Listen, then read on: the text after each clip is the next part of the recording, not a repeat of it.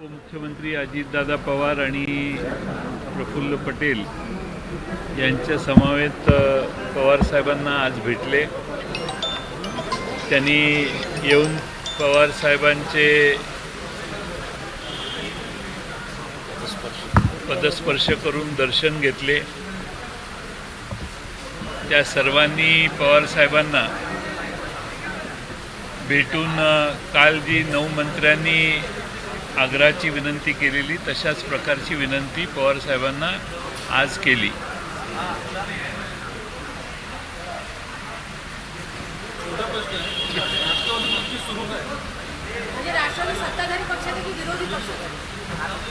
राष्ट्रवादी काँग्रेस पक्ष विरोधी पक्षात आहे।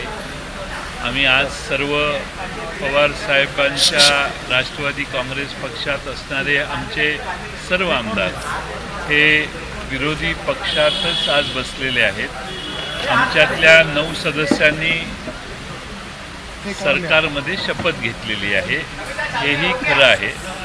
परंतु राष्ट्रवादी काँग्रेस पक्षाची आजची जर बैठकीची व्यवस्था बघितली तर ते सर्व विखुरलेल्या पद्धतीने आणि विरोधी पक्षाच्या बाजूला बसलेले आहेत।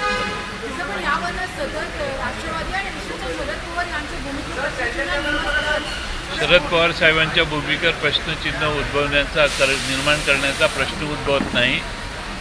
गेले अनेक वर्ष ज्यांनी पवार साहेबांच्या नेतृत्वाखाली काम केले तीच लोक पुन्हा येऊन शरद पवार साहेबांना भेटत असतील तर त्यातून शरद पवार साहेबांच्या भूमिकेवर प्रश्नचिन्ह निर्माण करण्याचं कोणतंही कारण नाही।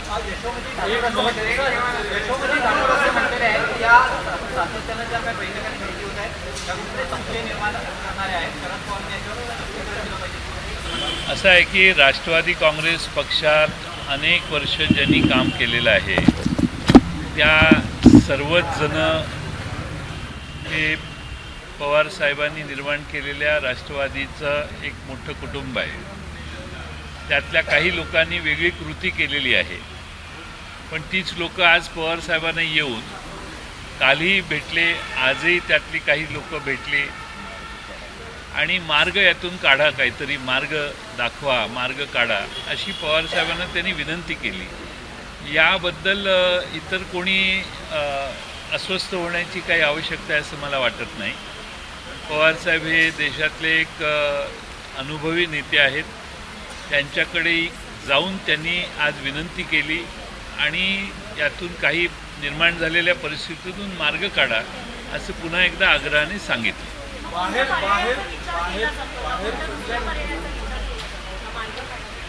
मार्ग काढा, पर्याय नाही, मार्ग काढा। मार्ग काढा आणि पर्याय याच्यात फरक आहे।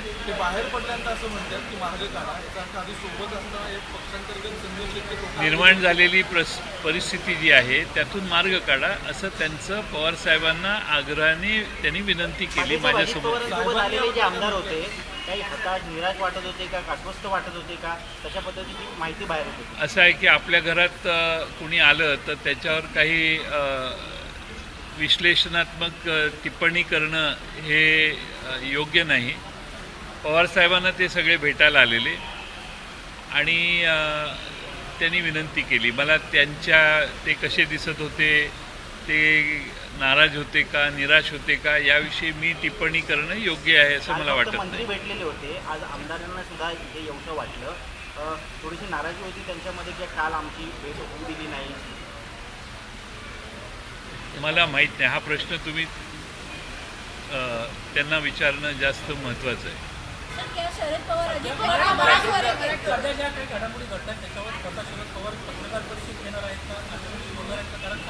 असं आहे की पवार साहेबांनी आपली भूमिका येवल्याला जाऊन स्पष्ट केलेली आहे। वारंवार त्याच विषयात बोलणं योग्य असं नाही। त्यांना जे वेगळ्या पद्धतीनं मागच्या काळात 10-15 दिवसात वागलेले आहेत ते येऊन त्यांना भेटत आहेत आणि ते त्यांना विनंती करत आहेत। ही परिस्थिती आज आहे।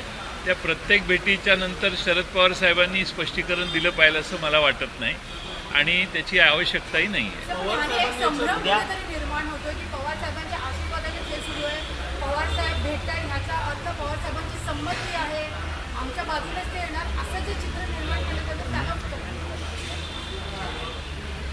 इथून कुणीही वर गेलं तरी पवारसाहेब प्रत्येकाला भेटतात. त्यामुळं कालही तसंच झालं. आजही पवारसाहेबांनी मी घरी राज्यपाल महोदयांना भेटून मी घरी गेलेलो. विश्वजित कदम आणि मी एकत्रित माझ्या घरी होतो. त्यावेळी तिथं फोन आला आणि मला सांगण्यात आलं ताबडतोब या. आणि मला सांगण्यात आलं की असे आमदार आलेले आहेत. मी पवारसाहेबांना विनंती केली की मला यायला वेळ लागेल, आपण भेटा. पण पवारसाहेबांनी मला सांगितलं की तुम्ही आल्याशिवाय मी कुणालाही भेटणार नाही.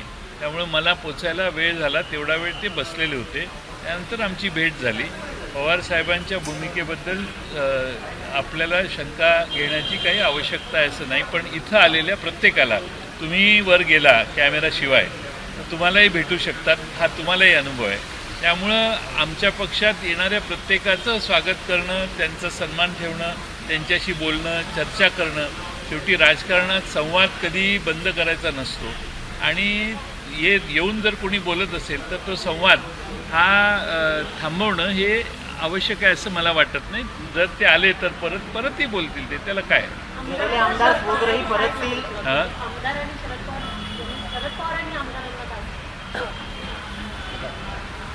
त्यांनी विनंती केली मार्ग काढा यातून. पवारसाहेबांनी सांगितलं की मागच्या निवडणुका आम्ही काँग्रेस आणि राष्ट्रवादी काँग्रेस एकत्रित लढलेलो आहोत. 2.5 वर्षाचं महाविकास आघाडीचं सरकार आपण स्थापन केलेलं होतं.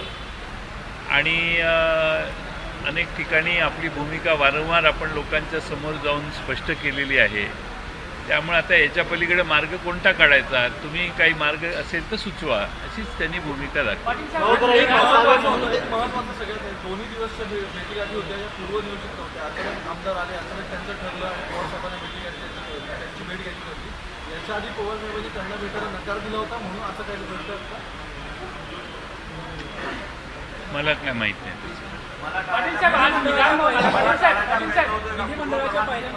हां,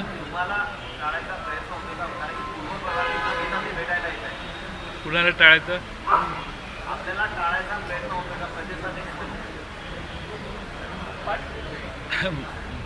प्रश्न माझा नाही आहे, प्रश्न त्यांचा आहे. ते पवारसाहेबांना येऊन भेटणे हा प्रश्न आहे. टाळण्याचा विषयच नाही आहे याच्यात कुठं. त्यांच्याही बाजूने नाही, याही बाजूने नाही. शेवटी एक पद्धत असते राजकीय. जर कुणाबरोबर चर्चा करायची असेल तर पवारसाहेबांनी त्याप्रमाणे मला येण्यासाठी लगेच आदेश दिला. त्यामुळे टाळण्याचा विषय नाही. काय नियोजन आहे? आज तुम्ही बघितलं अनेक राष्ट्राचे आमदार हे विधानसभेत देखील आले नव्हते, दांडी मारली होती. आज इथे किती जण आले होते साहेबांना भेटायला आमदार? मला वाटतं विधानसभेचे 20-22 आमदार आलेले होते. विधान परिषदेचे एक 3-4 आमदार असावे. तीन तर होते. हे असे होते. काय आज पहिला दिवस आहे ना, आणि सध्याचं एवढा मोठा पाऊस पडलेला आहे की यायला लोक टाळाटाळ करत आहेत. मुंबईला यायला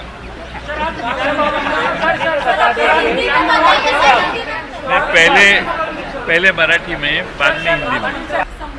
असं आहे की कोण कुणाला भेटले यामुळे अजून कोणीतरी कमजोर होतो, ही कल्पनाच चुकीची आहे. लोकशाहीत सर्वांशी संवाद साधण्याची आपण मुभा दिली पाहिजे. शेवटी संवादाने काही चांगल्या गोष्टी होऊ शकतात. संवाद बंद केल्यामुळं नुकसानच होतं. त्यामुळे संवाद चालू ठेवणं हे आवश्यक असतं. कुणी येऊन भेटत असेल, काही सूचना करत असतील तर मला असं वाटतं की तो संवाद चालू ठेवणं आवश्यक आहे. जे म्हटले की पवार साहेबांसोबत झाले, त्यांनी घरी बसावं, त्यांच्याशी संवाद साधून काय अपेक्षित आहे? मला असं वाटतं की आपण थोडासा उलटा विचार करणं आवश्यक आहे. असं म्हणणारी सगळीच पवारसाहेबांना येऊन त्यांचा आशीर्वाद घ्यायला येतात. याच्यात बरंच काही आहे, नाही का? सर, आज अजीत पवार आए थे विधायकों के साथ पवार साहब से मिलने, उनका आने का प्रयोजन क्या था और पवार साहब उनको क्या रिप्लाई? नहीं, पवार साहब से वो मिलने को आए थे, यहाँ पे मिले. कल उनके सारे मंत्री जिन्होंने शपथ ली है सरकार में, उनके साथ पवार साहब को मिलने को आए थे. कल भी उन्होंने वही मांग की जो आप सारे विधायकों की तरफ से हुई कि जो भी परिस्थिति निर्माण हुई है पार्टी में और विधिमंडल में, उसमें से कुछ न कुछ रास्ता दिखाने की, मार्गदर्शन करने की आवश्यकता है।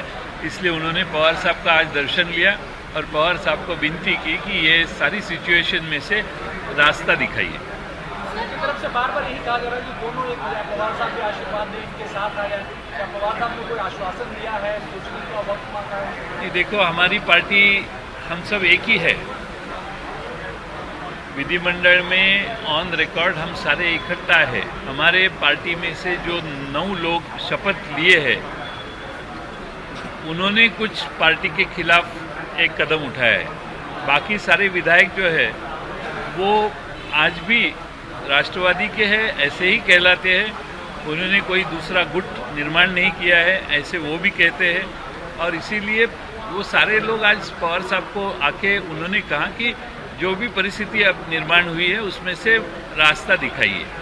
मुझे लगता है इसमें कोई गलत नहीं है। और पार्टी के लिए हमारी पार्टी के सारे विधायकों को आके पवार साहब को मिलने कहा कि ये सारे लोग 10-10, 15-15 साल, कुछ 2 टर्म 3 टर्म एमएलए रह चुके हैं, वो सारे पवार साहब को आके मिले और उनके क्षेत्र के लोग भी पवार साहब को पहचानते हैं, जानते हैं, मानते हैं।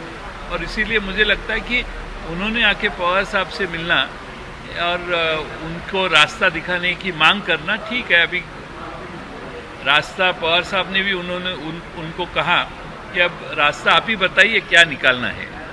अभी राष्ट्रवादी कांग्रेस पार्टी पवार साहब के मार्गदर्शन लेने के सारे एनसीपी के विधायक जो है वो हमेशा आते हैं, लेकिन कल जो है वो एनडीए की बैठक है जिसमें अजित पवार खुद वहां पर जाने वाले हैं एनडीए की बैठक में। तो क्या इस बारे में कुछ सलाह मसलत होगी आज की बैठक में? नहीं, उसके बारे में कुछ चर्चा नहीं हुई। क्या शरद पवार अजित पवार को माफ करेंगे? पाटिल साहब, सवाल ये है कि क्या समझे, राष्ट्रवादी कांग्रेस पार्टी विपक्ष में है, पक्ष में है, सरकार में है या विपक्ष में है? आपको क्या लगता है? हम विपक्ष में बैठे हैं। मैं पार्टी का विधायक हूँ, पार्टी का गठनेता हूँ, पार्टी का अध्यक्ष हूँ। मैं विपक्ष में बैठा हूँ और विपक्ष के साथ हम बैठे हैं। पृथ्वीराज चौहान साहब के बाजू में मेरी जगह है और हमारे अनिल देशमुख जी और सब हम साथ में बैठे हैं। मुझे लगता है उससे आपको समझ में आना चाहिए हम कहाँ हैं। सर, क्या शरद पवार अजित पवार को माफ करेंगे?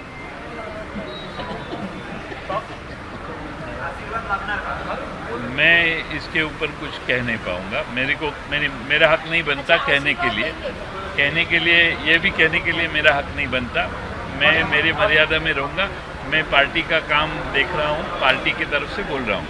अभी व्यक्तिगत प्रश्नों के लिए मैं जवाब देना ठीक नहीं है। पाटिल साहब, पूरे राज्य की जनता समर्पित है, क्या चल रहा है राज्य में?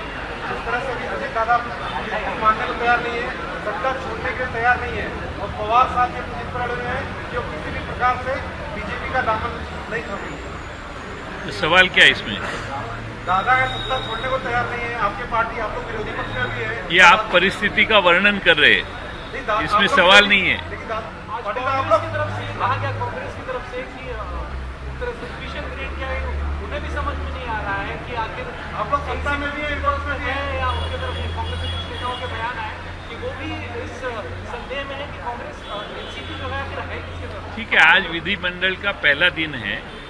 आस्ते आस्ते सारा चित्र आपके सामने आ ही जाएगा। पहले दिन सारे सवालों का जवाब देने की आवश्यकता ऐसे मुझे नहीं लगता। राष्ट्रवादी के सत्ता में आने से शिंदे गुट के कई नेता नाराज चल रहे हैं, क्या कहना चाहते हैं इस पर? ये मैंने भी सुना, आपने जो कहा वो मैंने भी सुना और काफ़ी तेज़ी से वो सर, कल के विपक्ष बोल की रहे बैठक हैं। होने वाली है बेंगलोर में, उसके बारे में क्या कुछ मालूमात जानकारी बता सकते हैं? क्योंकि अजित पवार ये हमारे साहब राष्ट्रीय प्रवक्ता है, तो राष्ट्रीय स्तर के ऊपर के सवाल जो है आप इनसे पूछिए। स्टेट ऑफ कंफ्यूजन है बिकॉज सिद्दीकी साहब, सर एक तरफ जो है अजीत पवार वो एनडीए की बैठक में शामिल होंगे, दूसरी तरफ शरद पवार साहब वो अपोजिशन की बैठक में शामिल होंगे। पार्टी के कार्यकर्ताओं में असमंजस की स्थिति है कि आखिर जाए तो जाए कहाँ। क्या विचार विमर्श हुआ है? पवार साहब ने किस प्रकार के दिशा निर्देश दिए आप लोगों को रणनीति को लेकर के पार्टी के कार्यकर्ताओं को? पवार साहब ने हमें क्लियर कट डायरेक्शन दिए हैं, हम हमारी पार्टी का काम कर रहे हैं। पवार साहब यूपीए का हिस्सा है, इसलिए वो उन्होंने इनवाइट किया गया है, इसलिए वो आज बेंगलोर कल जाने वाले हैं और कल वो अटेंड करने वाले हैं। सर, जब आज अजीत पवार साहब जो नेता आए थे बाहर निकल मीडिया से बात की तो काफी पॉजिटिव दिख रहे थे कि जो मांगे जो बातें उन्होंने पवार साहब से कही है उसको लेकर वो पॉजिटिव है, ऐसा उनका बॉडी लैंग्वेज था। ऐसा मीटिंग में कुछ हुआ कि उन्होंने बोला? अभी बॉडी लैंग्वेज से निष्कर्ष निकालना और बॉडी लैंग्वेज पे देखना, तो मेरी बॉडी लैंग्वेज से आप भी निष्कर्ष निकालिए। सर, आज एक खबर ऐसी चली कि एनसीपी ने प्रोटेस्ट को बॉयकॉट किया था, इसलिए आपको लेकर जैन पार्टी प्रोटेस्ट में शामिल नहीं हुए।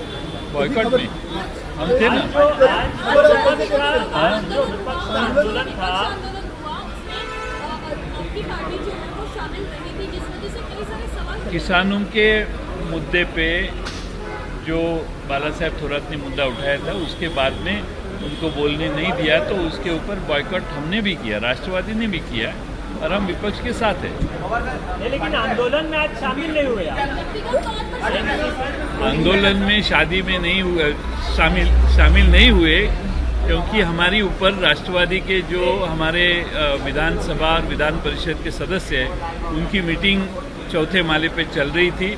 जब हमें पता पड़ा, हम नीचे आए, तब वो आंदोलन समाप्त हो चुका था। लेकिन साथ में मैं कांग्रेस पार्टी और शिवसेना के नेता के साथ मैं छत्रपति शिवाजी महाराज के स्टैचू को हार पहनाने के लिए गया था। सर, जो कन्फ्यूजन सर तुम्हाला काम करावं चेहऱ्यावरती हावभाव काम करावं जे दिसत होते कोणाच्या तुमच्या चेहऱ्यावरती हावभाव कधी कधी फुटीच्या नंतर कधी राष्ट्रवादीच्या फुटीच्या नंतर आता 2 दिवस ज्या घडामोडी घडत आहेत एकंदरीत तुमचा चेहरा हसरा दिसतोय, तुमच्या मनात घडतंय काय? जे काय घडतं प्रश्न फार चांगला विचारला, पण फुटीच्या नंतरचा माझा चेहरा आणि आत्ताचा चेहरा याचे कंपॅरिझन मला दाखवा, मग मी त्याच्यावर भाष्य करेन। आपको लगता है कि भविष्य में आपको एक बार फिर एक साथ होगा? ऐसा है कि मैं कोई ज्योतिष के भूमिका में नहीं हूँ। आज की जो परिस्थिति है वो एक्सेप्ट पॉलिटिक्स में करनी पड़ती है। आज की वस्तुस्थिति के साथ जो परिस्थिति आपको मालूम है वही मुझे मालूम है, वही वस्तुस्थिति है। अभी आगे जाके क्या होगा इसके ऊपर आज कहना ठीक नहीं है। सर, एक कंफ्यूजन की स्थिति, आपने 9 लोगों की सदस्यता रद्द करने के लिए पार्टी की तरफ से कहा गया, वही 9 लोग रोज आके मिल रहे हैं आपके पक्ष प्रमुख के साथ, तो कंफ्यूजन की स्थिति है सर। नेताओं में भी कार्यकर्ताओं में भी कंफ्यूजन की स्थिति की एक तरफ उनकी सदस्यता की रद्द करने की मांग करते हैं और रोजाना उनके साथ मुलाकात मीटिंग भी होती है। उन्होंने हमारी मान्यता के सिवाय उधर जाके स्वेरिंग इन सेरेमनी में हिस्सा हुए, मंत्री हो गए, जिसको राष्ट्रवादी कांग्रेस पार्टी की अनुमति नहीं है। इसलिए हमने जो भी आवश्यक प्रोसीजर थी, कार्रवाई थी, वो कर दी है। अब वही लोग शाम को आके मिलते हैं पवार साहब को, तो मिलना तो आके मिलते हैं, तो क्यों मिल रहे हैं? वो तो विनती करने को आ रहे हैं साहब को। मुझे लगता है इसमें कोई हर्ज नहीं है। तो मैंने बोला ना शुरू में। एबीपी माझा, उघडा डोळे बघा नीट।